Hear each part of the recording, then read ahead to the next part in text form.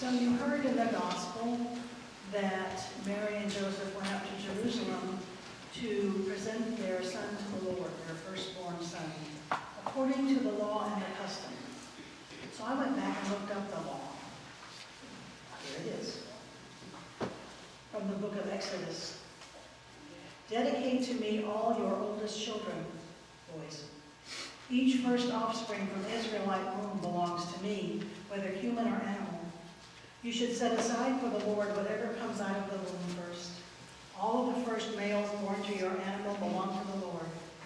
But every first male donkey you should ransom with a sheep. You should ransom every oldest male among your children. When in the future your child asks you, what does this mean? You should answer, the Lord brought us out with great power of Egypt, out of the place we were slaves. When Pharaoh refused to let us go, the Lord killed all the oldest offspring in the land of Egypt, from the oldest sons to the oldest male animals. That is why I offer to the Lord as a sacrifice every male that first comes out of the womb. But I ransom my oldest son. It will be a sign on your hand and a symbol on your forehead that the Lord brought us out of Egypt with great power. And then it followed up in Numbers. Any oldest male from the womb of any living thing that is presented to the Lord, whether human or animal, will be yours. He's speaking to the priests. However, you will redeem the oldest males of humans and of unclean animals. Their redemption price from 1 month of age, you will calculate at 5 shekels of silver, according to the sanctuary shekel, which is 20 gerahs. So you know to start saving. And then Mary also has to go up and be purified for having given birth. Right? That's in Leviticus. Say to the Israelites, if a woman conceives a child and gives birth to a son, she will be unclean for 7 days, just as she is during her menstrual period. On the 8th day, the flesh of the boy's foreskin must be circumcised. For 33 days, the mother will be in a state of blood purification. She must not touch anything holy or enter the sacred area until her time of purification is completed. But if a woman gives birth to her daughter, she will be unclean for 2 weeks, just as she is during her menstrual period. And she will be in a state of blood purification for 66 days. Don't even get me started. When the time of purification is complete, whether for a son or a daughter, the mother must bring a 1-year-old lamb as an entirely burned offering, and a pigeon or turtle dove as a purification offering to the priest at the meeting tent's entrance. The priest will present it before the Lord and make reconciliation for her. But if the mother cannot afford a sheep, she can bring 2 turtle doves or 2 pigeons, one for the entirely burnt offering and the other for the purification offering. The priest will then make reconciliation for her, and she will be clean. So now you know what we don't have to do anymore. Thank you. So, in reading all of this, and some commentaries, there were some interesting points made about Jesus and the presentation at the temple. Now, we're in Luke this week. We were in Matthew and John last week, so we're in a different author who wrote for a particular people at a particular point in time with a particular message, right, in a particular geographic location. This is not Matthew, this is not John, this is not Mark, this is Luke. And one of Luke's points here is that Jesus was a part of the religious community. He was not an outsider. If you look at the beginning of Luke, you will find that between his birth and the time he starts his public ministry, there are 3 stories, and they all have to do with worship and the temple.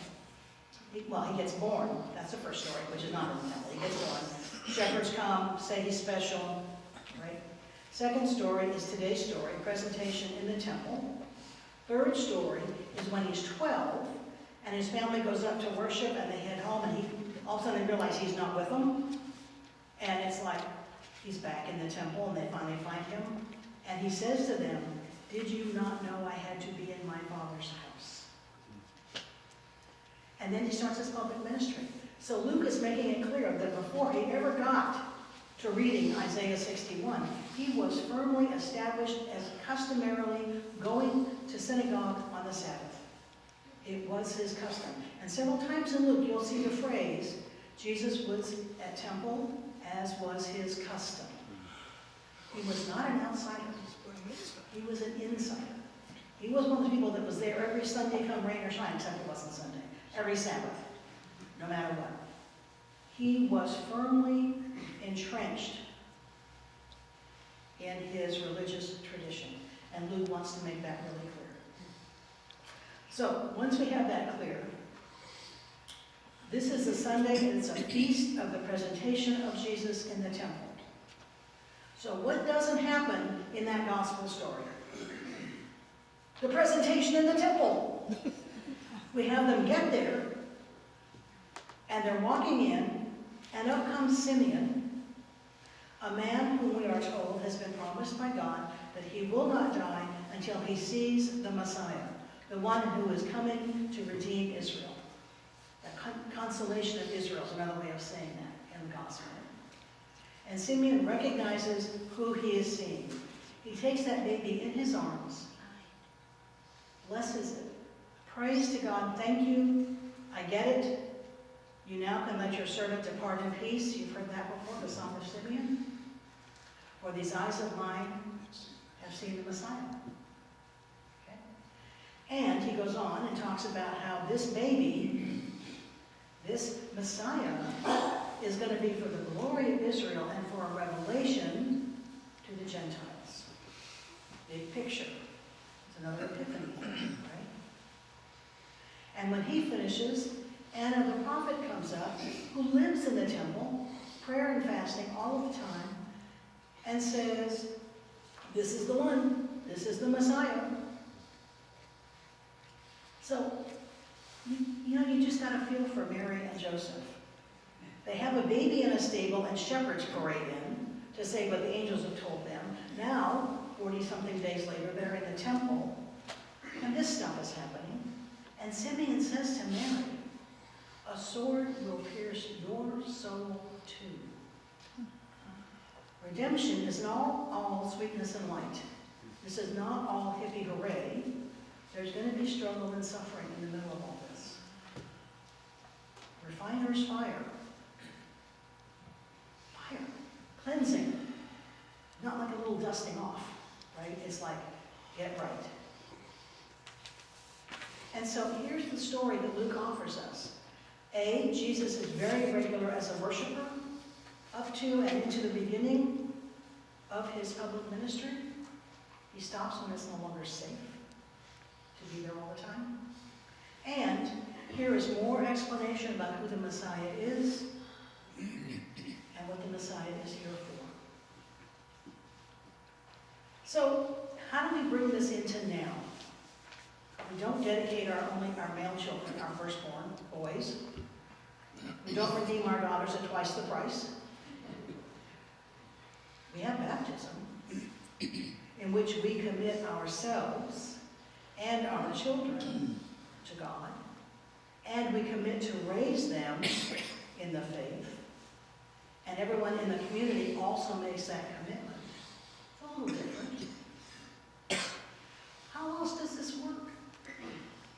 Well, I think what we have to look at is this business of Jesus being a member of the religious community. He is not somebody who wandered in the side door at the age of 33 to start making waves. He is someone who has been there, who has grown up in worship, grown up in the synagogue. He is a known quantity, which is part of why he's such a struggle for people. How many stories have we heard that say, we know him. He's the carpenter's kid. How can he possibly be a Messiah, right? Where does he get off telling us this stuff? He's the carpenter's kid. He's not an outsider. And I had to realize this week that sometimes I ponder him as somebody coming into the church to fix it, right? That's not the case. In fact, one of the commentaries I read had a lovely closing line. No prophet is so powerful and so disturbing as the one who arises out of one's own tradition and presents the claims of that tradition in person.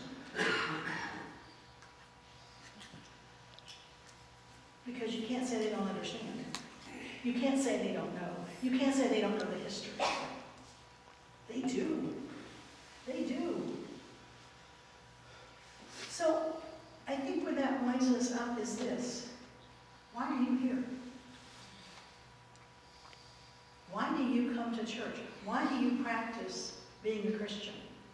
Why did you pick the Episcopal branch of that huge community? What is it you hope to accomplish by being here? For yourself and for others. Jesus stayed in that practice as long as he could, because it's where he knew himself to belong.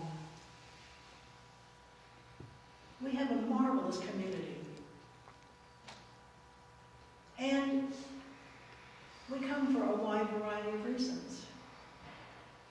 It would be great if we could all walk in the door and say, I'm here so I can learn how to love God better and serve everybody around me. I can't say that with integrity. Not all the time. When I was the priest in charge in Alameda, California, about 3 weeks into my role there, a woman walked in and said, I need help. Okay. My daughter had a baby, and she won't get it baptized, and I want you to help me make that happen. Okay, let's have a cup of coffee and talk about this. Why do you need to have that baby baptized? Well, because something terrible could happen, and I want to make sure she's going to heaven. You know, that's kind of not what baptism is about. She was not amused. We had a long talk. We had a long talk about why she did the things she did in church and why she came. And an awful lot of it was fear-based. Because she didn't want to hack God off. You know? Because look at what happened in the Old Testament if God got mad. That's not where we live. We live after a Redeemer. We live after a resurrection. And we met for 6 months so that we could talk about what the New Testament said and who Jesus was and why Jesus had come and how that was true today, this very minute. And what she decided was she wanted to somehow acknowledge before God that there was this new baby in the world and that she loved that baby very much. And she wanted what was best for that baby. And so we met with her daughter, and we had a christening where we named the baby in church in front of God. And that was enough, because we had changed why we were doing it. And the daughter could deal with it because it was a naming ceremony. There are lots and lots of reasons to come to church. There are lots of reasons to do whatever else you do during the week to deepen your faith, to practice your spirituality, to live as a child of God, and to share the love you receive with others. Sometimes that's really easy. Sometimes that's really a challenge. Sometimes I come to church to get my wounds salved and to be fed and re-energized to go back out into the world. Sometimes I come because I am so thrilled and happy with how my week has gone that I just want to come and sit and say, thank you, God. Help me do it again next week, please. And just about anything in between. Why are you here? What do you hope to accomplish by being here? What do you hope to accomplish in the coming week because you are here? What difference does it make? Where will you speak out about the love and the grace and the joy of being a follower of God in Jesus Christ?